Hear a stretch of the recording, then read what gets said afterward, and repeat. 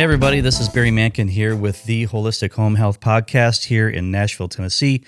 And we've got a special program today.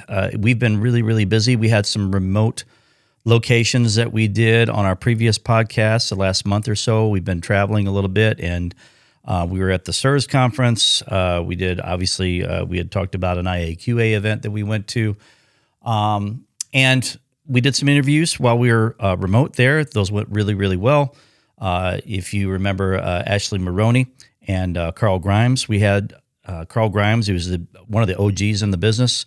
He's been around for a long time, and he's still trying to influence what people are experiencing for these indoor buildings, because he has a passion for health and people as it relates to the influence from the buildings. So he has a wonderful story. Go check those out. Ashley has an incredible story herself. She's actually going to be on the Netflix coming up soon. So they're doing a special. She's going to be involved and have her story on there. Fantastic lady and great naturopath. So check those guys out on those previous podcasts. As it relates to today's episode, it's hot here in Nashville. We're halfway through the summer. Kids are getting ready to go back to school, but we still have a lot of heat left, and I'm exhausted, actually. So, but you go through, I've had a full day today, and I just ran in here into the studio because it's just been moving and shaking, so there's just so many people that are dealing with issues in these homes. So with that said, we're going to go through summertime, all the conditions in summertime, what we deal with, what we've been experiencing here lately in Nashville, as far as through Four Corners Environmental, Four Corners Home Inspections, and, for that matter, the ductwork cleaning business that we have. So we're going to talk about some of those scenarios, some special situations that you don't see other than during this season, which makes things a lot more complicated. And a lot of times get missed at different times of the year. And then I'm going to go through some rants. So we'll just say the real estate industry and the things that I've been seeing here lately that are frustrating for us as inspectors or environmentalists, whichever hat we're doing. Not everybody plays by the same rules, which is, there's tensions, which we've talked about in other podcasts, between all of these businesses. And from an ethical standpoint, we have a lot of challenges, when we don't always see things eye to eye. So anyway, I'll try to build myself up to, maybe having a good rant at the end. So keep watching. All right. So summer's upon us. We have several types of issues going on that are special to some of these houses and these environments. When we're talking about HVAC issues, ventilation issues, in a house that is, say, 70s, 80s, 90s, even 60s, whatever the case is, and we have all of these other amenities like, new windows, better insulation, trying to seal things up for energy. We've said this many times. You pay for it in health. Any action has an equal and opposite reaction, and in the case of the house, I would dare to say maybe not equal. Maybe it's even worse. So think about this. We're managing food and water all the time. That's the way we interpret things for layman's sake, to say the particulate matter and anything that's biodegradable related to the building is a food source for potential anything, bacterial, fungal, etc. Then it's about how much moisture. So we all need food and water to grow. So do these different types of contaminants. And whenever we're in a house, we're looking for, we want to be the main biological in that environment that rules that microclimate. So with that said, without getting too nerdy, what I'll say is the food and water concept is the easiest way for us to kind of diagnose what's really going on, treating that house like a person, and then looking at the conditions, starting with HVAC. Everybody wants to be comfortable in the summertime. get it. That's fine. Wonderful. The houses are very susceptible to problems. The building technology and the building styles have changed over the years. And as we have tightened things up, there's good and bad with that. And as we make improvements on houses that weren't designed to be tight, there's good and bad with that. We have to find a balance. This time of year, all of the interstitial wall cavities now become suspect. And when I say the interstitial wall cavities, I mean the outside wall from Tennessee being on this side and in your house on this side, and that space in between where the studs are, the insulation is, and the electrical and the plumbing and sometimes some ventilation. Those become suspect as to what could be behind there. And then it gets controversial with not only the contractors that may be involved, the homeowners that are always involved, at least as it relates to non-commercial spaces when we're dealing with environments that, most families, everybody has a environment that they have to be in. When we're talking about residential construction, it is a stressor for the homeowners, especially if there's a problem, especially if it's unknown, and then how far do you go with this? Then the interior wall cavities also is something that we need to be thinking about because of how we don't have any resistance like we do on the insulated wall cavities, which are on the outside walls typically. Then there's the cavities between the floors, right? So we have all this space that's not conditioned that can be influenced by pathways and pressures related to that food and water. Then it's about exposure. So, and what we're exposed to. So again, we're thinking kind of like way outside what we normally think. Hey, is my carpet clean? Hey, are my ducts clean? Hey, is there something growing on a surface? There's always a reason. Okay. So understanding dew point is a big part of that. And basically, when we're talking about understanding dew point, I'll give you the short. All right. The short is going to be the temperature differential with whatever available moisture can create. The wider that temperature differential, and depending on the amount of moisture that's available, there's a balance in there where we will create condensation or not. Airflow comes into some of that as far as how things dry and get moisture off of a surface, but there's this delicate balance in a moist climate like Tennessee where that can happen. So the more available moisture you have, i.e. summer, the more potentials there are for all kinds of locations to have dew point happen. And if that dew point happens on a surface that has a food source, whether that is debris or whether that is the actual biodegradable material, always drywall, it's the worst, and then the wood behind it, then it's about permeability and saturation and time to start to grow things, right? So all of that is stuff we have to think about. At least we do. You don't have to think about that all the time, but that's what goes through our minds because we're crazy and we're nuts, but that's the science. We have to follow all those different data points to say, okay, what are the potentials here? Let's get some common sense with this, but let's get some raw data. And that's why we measure so much. That's why we sometimes take sampling, just to see what has happened because of those scenarios. So I say all that to say, when we condition in the summertime, where is the potential for that dew point to happen and during what seasons? So lots of questions. When we're being this intentional for people, especially when they're sensitized or immune compromised, we have to be that intentional, looking for moisture or history of moisture or potential for moisture, right? Then we know what the food sources are. It's always the debris that's available, depending on how clean the environment is, whether that's suspended, settled, or trapped in hidden debris, or the substrate itself, drywall, textiles, things of that nature. Anything that could be a food source is available for that moisture, and then it's just a matter of time. So whenever we have certain situation, I'll just tell you that I've got 2 or 3 of these going on right now that are kind of, well, actually more than that are kind of a big deal.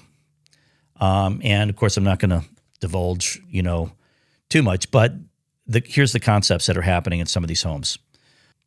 One of these homes is a 90s, early 2000s home before we really started buttoning up, for that carbon footprint, which is everybody's trying to save energy, right?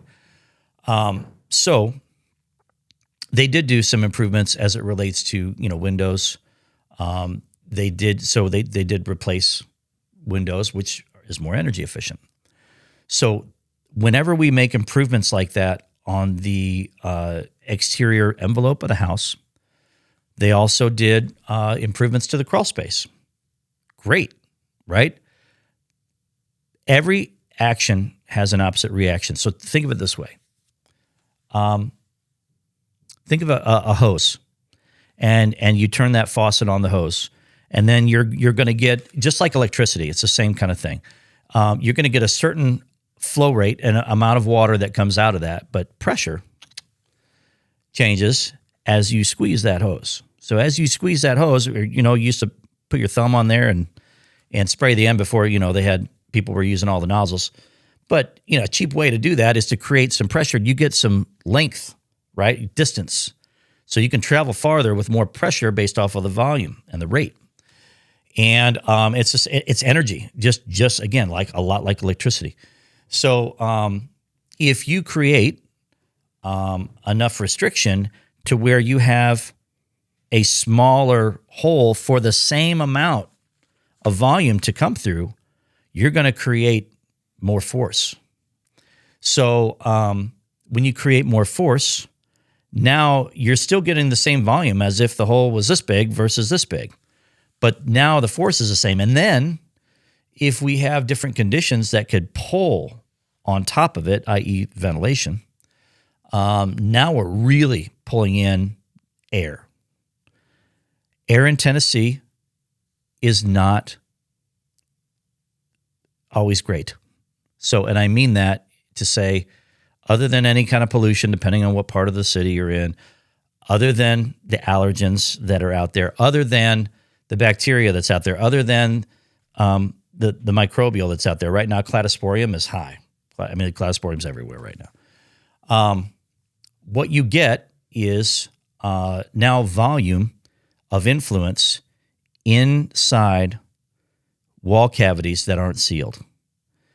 They didn't do that back then. So when we're dealing with a timeline like 90s, 80s, 90s, early 2000s, there's other things that come into play with all that.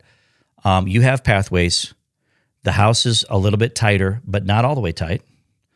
So now it changes the vulnerable areas or locations that moisture can influence a cavity. You add on normal living conditions or bad habits like, hey, we're going to turn the bathroom vents on all the time. Particular homeowner did that as a regular thing, thinking that they were doing better ventilation because they're creating air movement, right? But it's sucking air. It's creating more negative pressure and force on that home. And it's 1-to-1 CFM. We say it all the time. Where's the air coming from? We can see it, right? I can see it from a particulate standpoint. I can see it on when we use our Instascope. A lot of times we'll measure the overall biological load. We also see, 2.5 as well as 10 microns. And then we'll see the overall biological load. It identifies microbial, it identifies bacterial, it identifies allergen, viral content on whatever it picks up. So on that debris. So we can do that live. Now, as an example, mold on a surface, biofilm that's on a surface, right, is one thing. We want to see what's already suspended. We want to see what's settled. And then, especially this time of year, I want to add some pressure to the house and see what's available to come in normal conditions. Now, this is a little trick. So some people's going to do a blower door test and all that, which is fine, but it's an extreme condition, right? 50 pascals of pressure on a house is a lot, right? You're really you got a 747 going on. But if you turn on all your bathroom vents and you turn on maybe your cooking vent with it, and or maybe the dryer, depending on how much you have available. Now it's more of a realistic stress test, if you will, for the house. And all the amenities are what's working there in real life conditions. So what we will do is we will turn all those vents on, and then I'll measure. And I will tell you the differential that's coming through there on a particulate end, on a microbial end, is a lot different. So if historically we've had issues inside that wall cavity in the summers, and other than looking for, which is always starting with moisture, we're going to moisture map that house, right? Number one.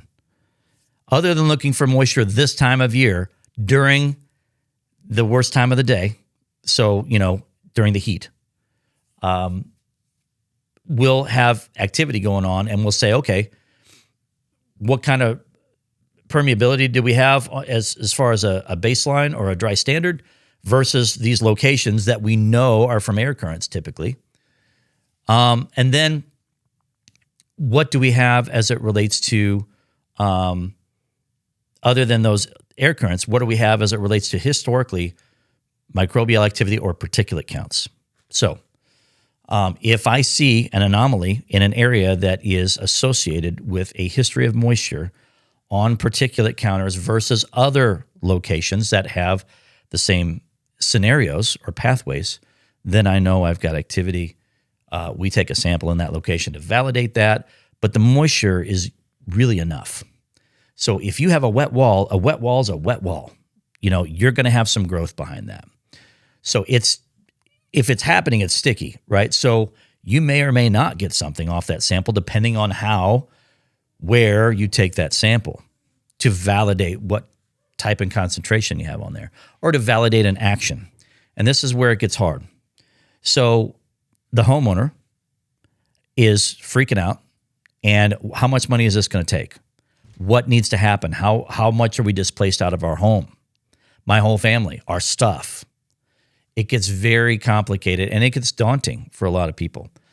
So it takes a really good network of people to be able to communicate well, to communicate the potentials, to communicate with a good remediator in that case, possibly get into fine particle cleaning whenever we're dealing with sensitized individuals on the backside. But all those areas, we need to get to if we're going to do this, we need to get to the root of it.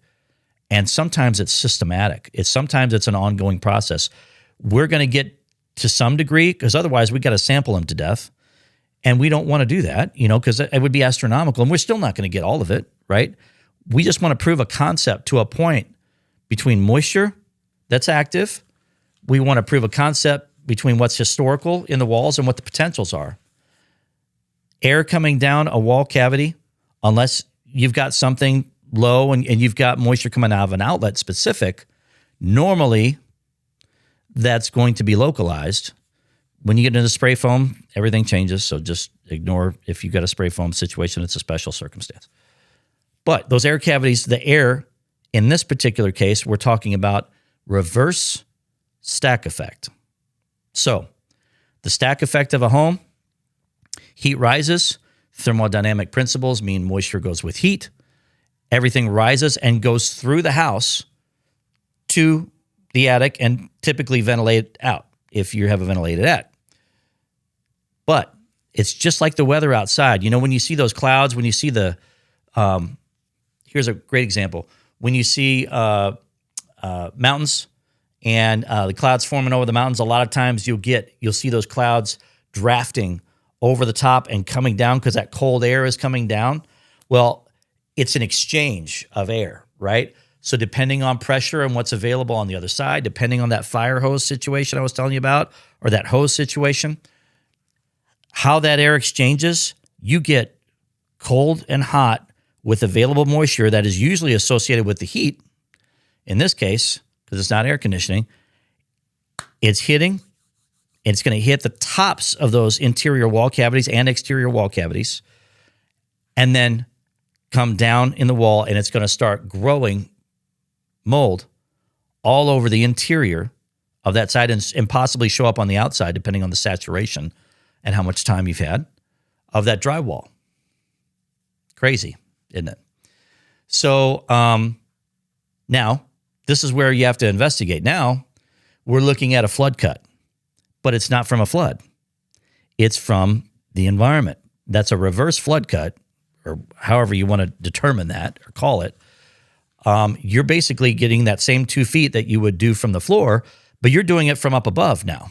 That may be 2 feet of the ceiling and 2 feet of this, and would be more. So in this particular house, we not only found that moisture and microbial up top, we also found it, especially mainly in the interior wall cavities. Whenever there's a penetration in that top plate of that wall, a wire typically is what that is. We have a small hole, right? That small hole is bringing in Tennessee from the attic with the moisture that's available in the heat, coming down into that hole, creating a little microclimate in that cavity. And however far it can travel with that milieu of temperature exchange and moisture availability and debris and the backside of drywall, which is paper. It's biodegradable, saturation, how long. You're getting mold in that whole cavity. So the interior wall cavities are that have an area where air can come in if it's not sealed, and air can get in. Now you're dealing with that whole cavity. So some of these cavities are full of mold, right? And now as we do the 2-foot flood cut, and as we go around the interior of the home, we're looking on the backside of that drywall for every cavity, every 16 inches. Basically every 14 and a half inches. But every cavity on the interior, now we have to examine, look on the backside of that drywall as we go, especially in areas that we know we have an amenity coming down from that penetration point. And then we're going to see, hey, do I have visible growth here? Most of them will because of the top. But does that visible growth, is that only at the top, or is it through the whole 2-foot flood cut? Because that 2 feet has to be past visible growth by the standards to effectively remove by just the minimum standards with the IICRC S520. Minimum standard, right? Not sensitized people. This is just the basics. So we have to get down to 2 feet, look on the backside of that drywall and say, what's left?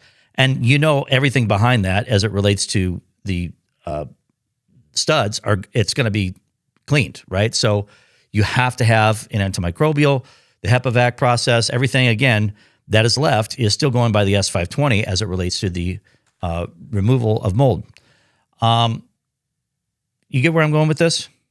So this is why whenever an inspector is there, like in the fall or the winter or even early spring, before the temperatures rise, and we have a sensitized person, and they're like, hey, I don't feel good, and I sense something, right? Just because you sense something doesn't mean the mold spores are getting to you, right? But just like in a Petri dish, you can have competing organisms. They will know the proximity because they're giving off beta-glucans. They're giving off those sugars, those MVOCs. That is sensed. And the body is another organism. The body can sense whenever you're subject to this and your awareness is on heightened alert and you have dysregulation going on electronically in your body because you've been exposed or because you've been sensitized to these things. Now you're like a bloodhound. You don't know that those senses are there, but you're just, your eye starts twitching. So, and I don't mean to make light of that for people, but your spidey sense is up. And everybody manifests that in different ways. And I hate to use that terminology, but it comes out for different people in different ways so that your body is responding or reacting to what's available because it knows that, hey, there's something bad here that I don't like. It doesn't have to be that bad for most people, but for a sensitized person, it can't be there for their body to heal until their body gets back and regulated and detoxed, right? So if that's the case, usually we're thinking about areas that are not presenting themselves until the summer and wouldn't be wet any other time of the year. It's not a leak. But when we use our HVAC and we have summertime high relative humidity, it's a problem. So this is where we get into that seasonal effect in the South, and it gets complicated because, again, it's not happening all the time. Maybe we've been there before. Maybe we did a baseline assessment for these people and it was fine, but they called us back because they don't feel good again. Then we know it's like, okay, well, depending on what level of diagnostic we want to do, we're always going to start with moisture and an infrared scan. So if we can see that, we know we got something. So again, reverse stack effect. Coming in through the cavities, it's going to be less of an effect typically on those exterior walls because we have resistance of airflow.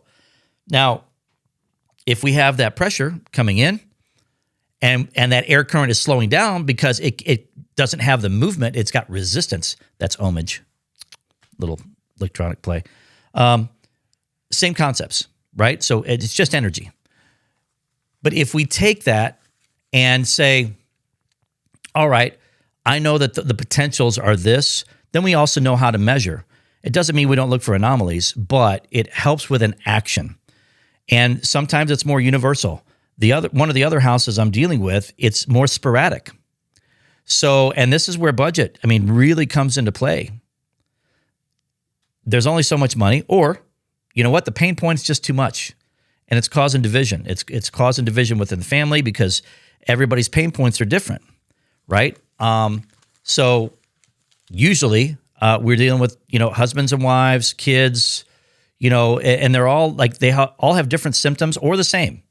But if there's different symptoms, that now we're going to have other tensions, and then we're called in to be the umpire half the time, counselor, you name it. But it takes a lot to do the hand-holding through a process for people. And it is, we say this all the time, this is a process. The harder the house is, the less information that we have on the front end. And not only that, the different sensitivities, again, and people's ailments, all of that complicates everything. Now we get reactive. It's harder for us to manage personalities sometimes. And we do our very, very best to try to be empathetic and educational at the same time. Because sometimes we have to be empathetic with one spouse, and then the other spouse, we have to be like, listen, this is real. So, and then the opposite can happen too. To say, I know you're experiencing this. How much of this is the body, and how much of this is the house? We have to find that better bubble for these people to get it to a certain level for the money so that we can let them trust their doctor with the rest of it, because we can only manage the house. But to me, it is the biggest driver for most people when they have health issues. That's going to segue me to an organization called Pepin. Pepin is a wonderful startup organization that is tying buildings and indoor environments to the body, and talking about taking all the best of different trainings from different organizations, putting them into one. It's kind of like the Bruce Lee of training. So we'll just call it, what do they call it? Wing Chun. Yeah. It's the Wing Chun of the environmental. And but there are elements of that organization, and there's a fantastic board of people that are very, we'll just say that have many miles on them and completely different experiences, and they're all coming to the table from different ends of the spectrum. We're on there with them as well, and trying to put together training for people to understand how to clean, understand building environments, to how to be preventative, and to be sustainable. So they're not writing the playbook, rewriting anything as it relates to remediation standards or anything like that. It's just, what do we do as it relates to fine particle cleaning? There's all kinds of different methods out there for that. But being specific on all of the influences and how, which is what we always talk about, we always preach. It's the how more than the what. The what's kind of like a given, right? It's the food and water. How we manage those things for sustainability, for prevention, and to get rid of whatever load is available. That's a lot of intention. So check out the PEP and training. Very, very incredible. I'm blown away by the people we get to be around. So high class of people there. Outside of that, we'll talk about, again, how those environments get cleaned during a process whenever we have influences like this. And then this whole fine particle cleaning phenomenon that's blowing up. That's a hard gig. Not everybody can do it. Anybody that does say that they do it, I would, again, numbers don't lie. We have our own method of validating a process. We've talked about the value of different types of sampling and all of that, but at the end of the day, it's what's going to keep it from happening after you deal with how to remove it. So you're removing things at a certain micron level that includes the mycotoxins, that includes the endotoxins, actinos, all of that. It's on the dust, right? That has been controversial over recent years with different people that have products that want to make claims to give more value to the product.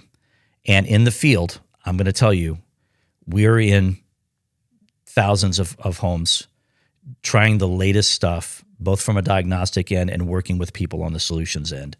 And I'm telling you, it's the dust. Everything. And at the end of the day, how clean can you get something and how can you be preventative?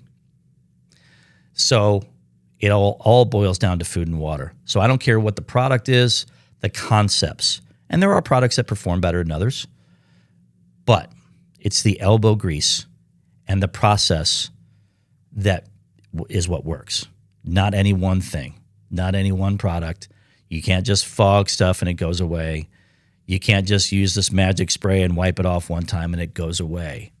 All right? It's levels of intention. That's what does this. And however much effort you need, if you're sensitized, I'm going to tell you, you should look into that. At least, and then find out how to maintain that, which is the other thing, because 2 weeks later, you're going to fail an ERMI, or you're going to fail an EMA, or you're going to, whatever dust sample you're going to do, or if you still do the air stuff, you can look at that. But again, what's suspended versus what's settled versus what's hidden and trapped. Okay? And this is obviously, we're just talking about biofilm, bioaerosols, how those propagate, all that sort of thing. We're not even getting into other contaminants at this point, other than, it relates to MVOCs and smells and things of that nature. But that's kind of what we're seeing right now. So as we're dealing with this reverse stack effect thing and how HVAC comes into play with that, you'll get different environments. It's all about looking at the path of least resistance for moisture to affect the space, know how dew point's going to happen, making sure the performance of the HVAC. We always recommend Copeland and Son. They are the top people in town. Another shout out to Nathan. But how that system is performing for the latent moisture, how that is designed, they're all under designed. You can get a bang for the buck kind of thing, and you can adapt things to make it better. But if you have vulnerable locations, here's another thing that happens all the time, vulnerable locations. I just came from one or two of those today. Several houses today, a lot of small jobs. Bathroom vents. We showed a lady, she's like, I have mold on my ceiling. I think that's mold, right? Yep, that's mold.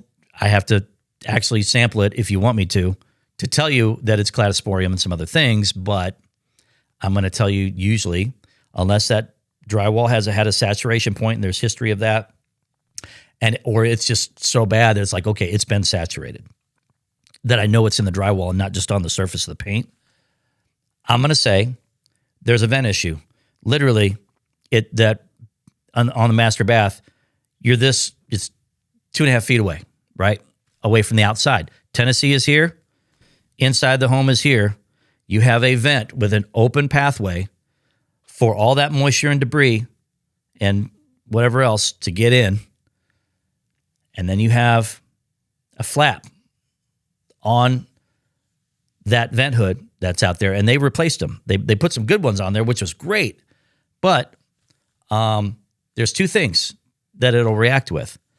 When you hit that switch, that flap is supposed to exfiltrate and then close when it's off, right? Or at least the negative pressure draws it in, theoretically, of the house. But if that mechanism isn't great and it only closes that much or doesn't close, Tennessee's coming on in, right? And now you've got a limited closet, basically, and then you've got headspace before the door opening on these taller ceiling houses. Heat rises, moisture goes with heat. It's coming in right there, so you get this little storm of exchange. Dew point. See where I'm going? Surface. Now you start to grow things on the ceiling. And as long as it doesn't saturate a lot and the capillary action doesn't absorb into that drywall because of the permeability of the drywall, and it's just on the surface, I'm going to tell you to get either some enzymes or get some Decon 30 or some Dawn dish soap, anything with a surfactant to remove it and clean it. Then we're going to prevent it. So, but you have to have a plan for prevention because otherwise if you wait several days in the summer, it's going to come right back. So you get where all this is going? There's these little instances with ventilation. Here's the cool thing. I showed her how pressure works with that. So they cook a lot. They've got a gas stove.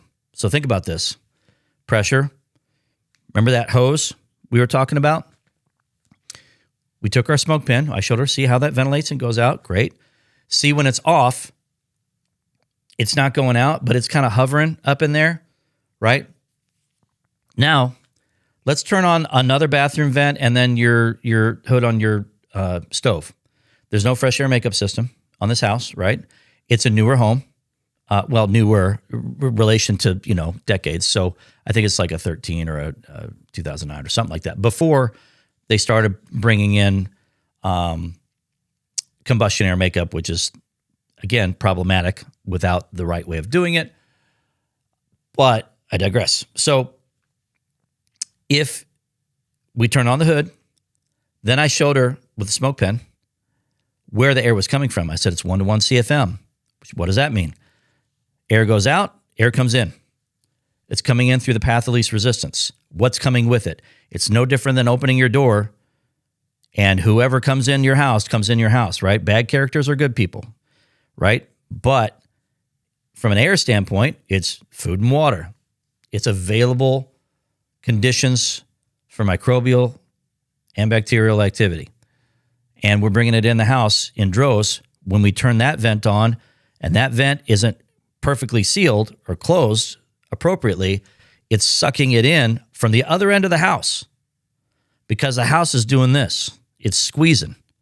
Remember the hose? Now we're pulling it, doing this. It's already doing it on its own anyway, whether we can see that motion or not. If you got a little gap, it's coming in just with thermodynamic principles, right? It's always everything's trying to go to equilibrium as it relates to moisture. So we gave it a pathway. Now we encourage that pathway with more volume pressure, and we bring in more moisture in the summer to hang out up there. Boom. I can't tell you how many times I see that.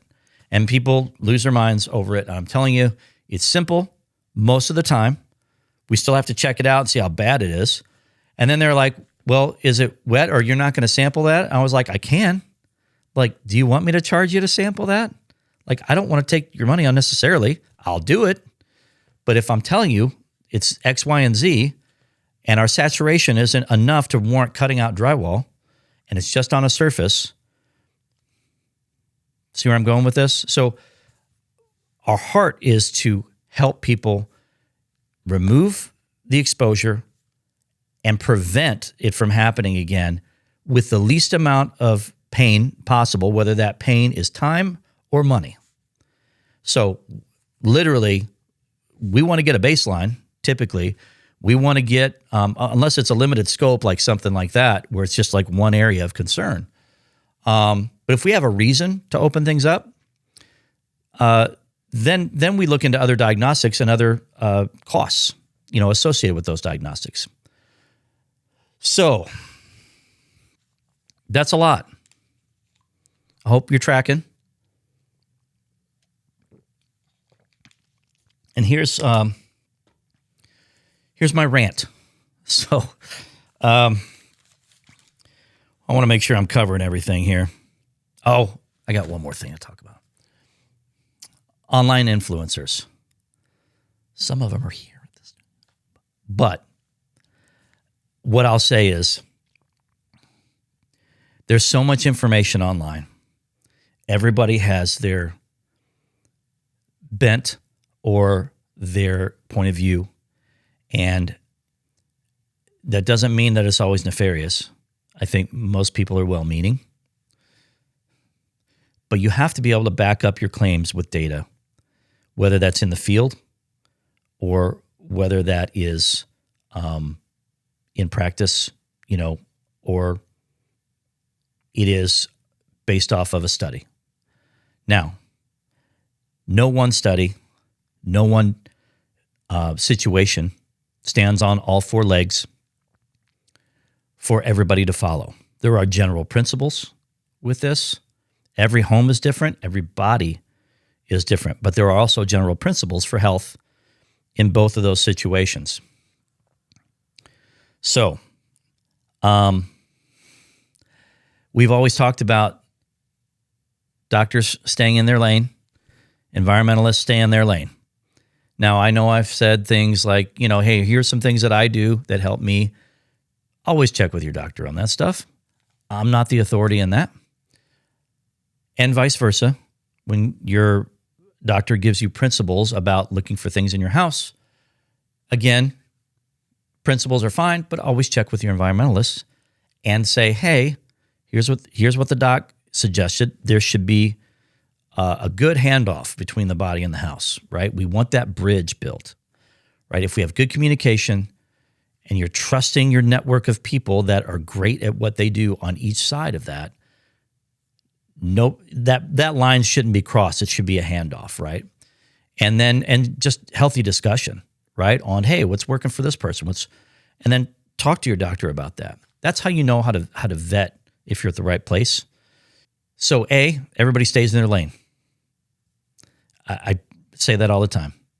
And I mean that respectfully, because again, there's a lot of good intention and there's a lot of bad people on the environmental or inspection side, and there's a lot of bad people on, right, the holistic medicine side or the traditional medicine side that think they know what they're doing as it relates to their own industry or getting into our industry.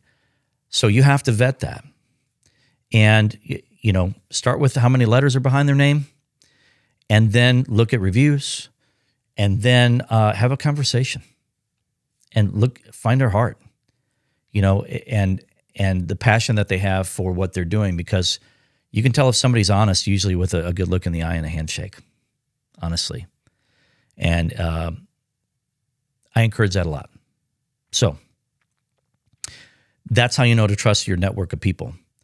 Anybody that we recommend is usually going to be people that we have extensively vetted or we're trying out because the principles are there, and we let people know what that level of risk is based off of the timeline, because the good guys are busy. Because we support each other and say, hey, if you want the best guy, it's that guy. If you want to, have a process that works, it's going to be a network of people. Depending on how many things are wrong in your environment. And then it's like, okay, they should all support that process. And if somebody messes up something, everybody works to make it right, because it's going to change how people get involved in the timing of things. Or if something happens there's a discussion. No different than having a cancer team around a body, and you've got, the immunologist, you've got the anesthesiologist, you've got the lead, surgeon. Anybody related to a team approach to a body, or in our case, to a house, you have to treat it in the same way, because every one of those guys need to be trusted within that organization. And that's the way it should work. Any one guy that either dismisses your concerns, dismisses anything that they can't back up with good reasoning or good data, then I would say it's probably not the guy for you. And if they say that they're going to take care of everything just by themselves, that's a problem. There's some conflict of interest there. So pay attention to those things. Get with a network of people that, whether it's defined or not defined, the idea is that, hey, I don't do this, but this guy does, and he's the best at what he does. She's the best at what she does, whatever the case is. So pay attention to that. So that's one rant. This is where I'm going with this. We were at the CERS conference recently, and we spoke about this on our socials. All I'm going to say is, don't believe everything you hear online. And a lot of people that want to be the authority online, if they have that much exposure, it's not always because they're good. It's not always because they're honest.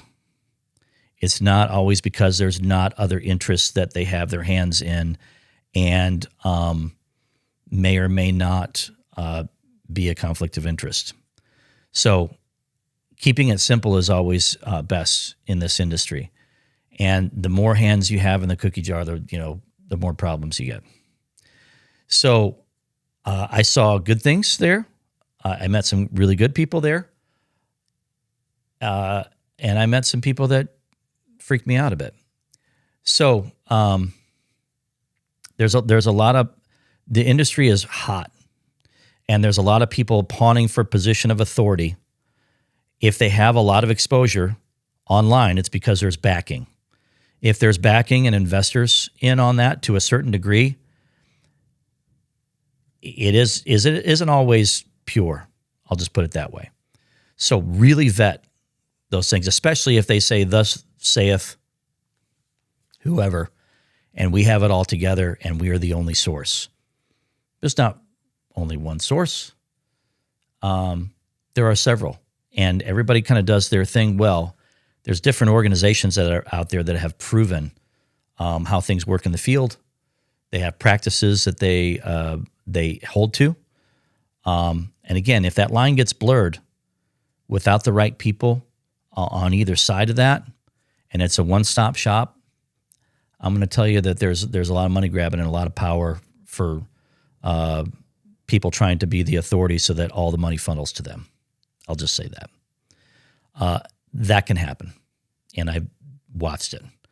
Usually it's associated with giving 10% of your company to play on board, and then if you don't want to do that anymore, that they go after you. So I'll just leave that there. A lot of good conversations. So pay attention to that.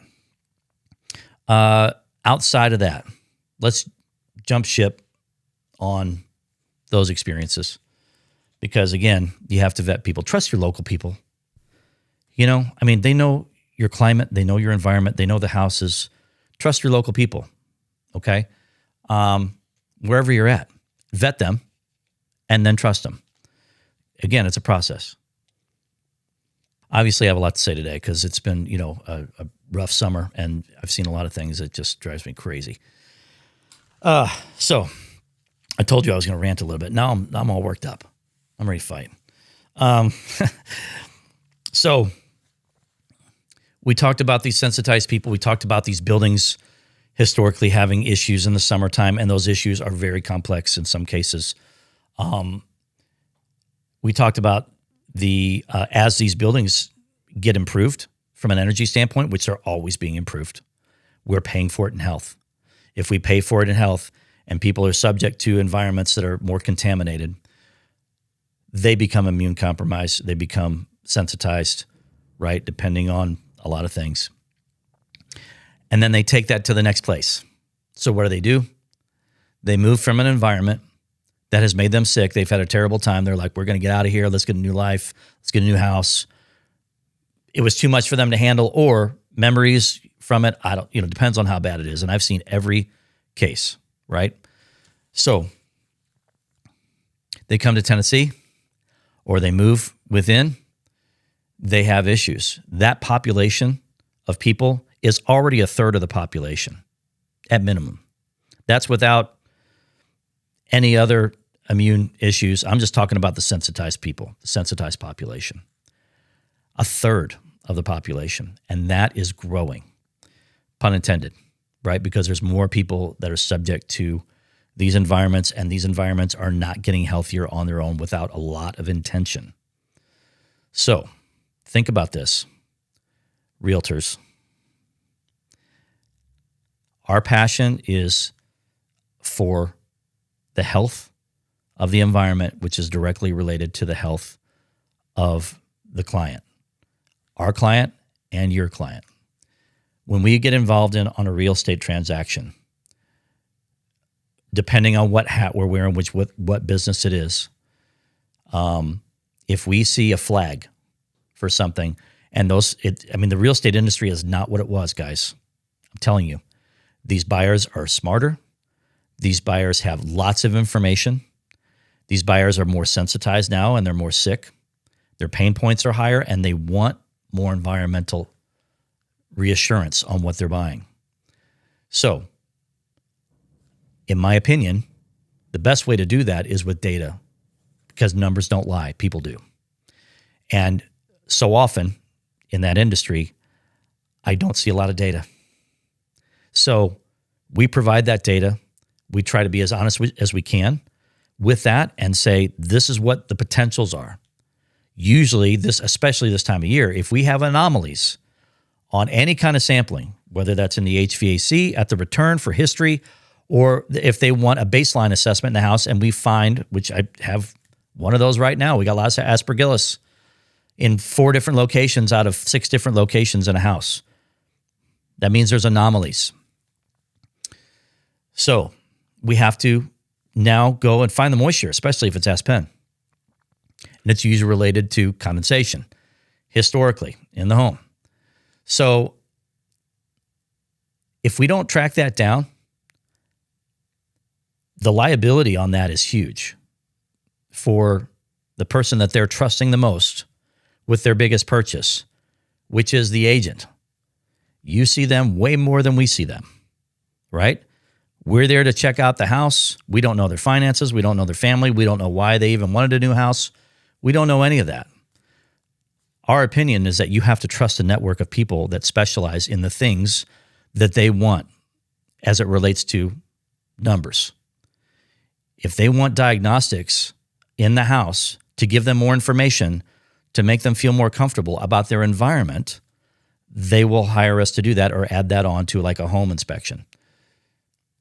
We are one of the only home inspection companies in town that will actually be able to define that data and interpret those lab results to tell them what to do or what the potentials are, what that really, really means.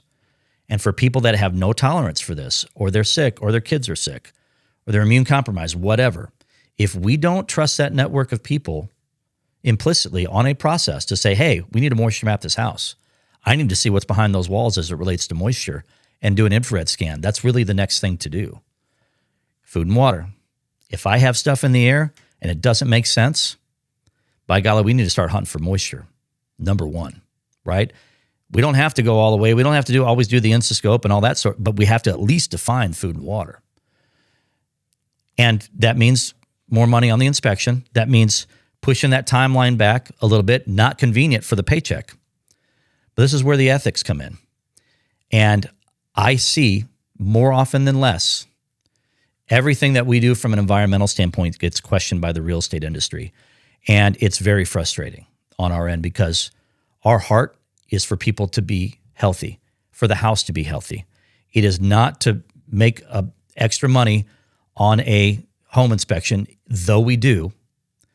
It is not to hustle somebody for that. That's what all the other companies are doing. They just want to throw extra samples out there because it's quick and easy, and then they don't interpret the data or tell them anything to do with it, right? That's taking people for a ride, right? That's not what we do. We'll actually tell you why that is, what needs to be done because of it. And it is very frustrating. And we've had some controversy over with different agents that we've been with for a long time. And it's disheartening to see when the industry squeeze is on them to where they have to work harder at what they're doing and all this other information. Now we have to think about this. Now we have to think about this because they do a sewer scope. They want a chimney scan. What is that going to mean? You know, it's like it's their biggest investment for their life on these houses. Shame on us if we're not going to value their concerns and allow your network of people that are great at what they do to be able to give transparency to them without hyping it up, without inflating it, but giving them clear data to be able to make a purchase off of a home based off of the pain points they have and the values that they have. So all I'm going to say is check yourself, industry, because environmental is here and it's getting more and more valuable for the clients. All we're trying to do is address it in the right way because there's plenty of shysters out there that are doing it the wrong way. And if it's giving you a bad taste in your mouth, get a better network, okay? So very frustrating. And if we didn't care, it wouldn't be frustrating. So, right? So anybody can make money doing anything, but if they do it well and they do it with the right heart, everybody wins. Because whatever we give as a company is going to be beneficial for them to make better decisions. And then you'll have somebody you can actually trust in your network to be able to help your clients and know that the process will always work. Hopefully that helps you guys. All right, that's enough for my rant for the day. I appreciate you guys watching. I know this was a long one today, but man, it's been a crazy rough summer. There's just so much that needs to happen and so much work to do. So again, trust the process, guys. Trust in your network of people, and be careful out there, okay? Have a good one.